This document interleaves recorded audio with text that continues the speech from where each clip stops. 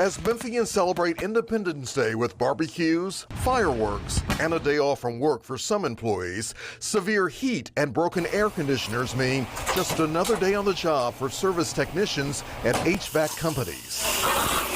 Basically what I'm doing is cleaning this thing with chemicals here. We don't want any buildup because the condenser coil is basically the lungs of the system. And if this thing is clogged up with dirt, debris, and all that good stuff, it can't cool the way it should. Service techs such as Biafra Warren are in the business of keeping people and their homes cool. He works with Choate Air Conditioning, heating and plumbing, making repairs and providing some much-needed relief for customers during the sweltering heat.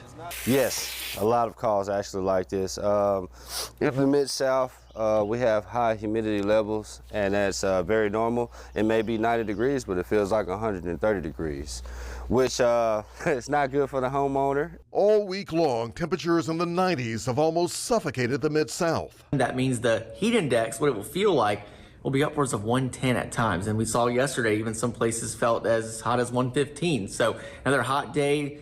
It's going to be humid as well. Service technicians say their best advice to customers is regular maintenance on their AC units. It's simple just to have a maintenance on it. It's almost like a car. If you don't get the oil change, this thing will crash on you. It's why Biafra Warren is standing by, on call, even on a holiday, to get the AC running again at Memphis area homes during the dog days of summer. I love what I do. I love meeting customers, and it's nothing like bringing the holidays in with cold air. Reporting for your news leader in Collierville, Alex Coleman, WREG TV, News Channel 3.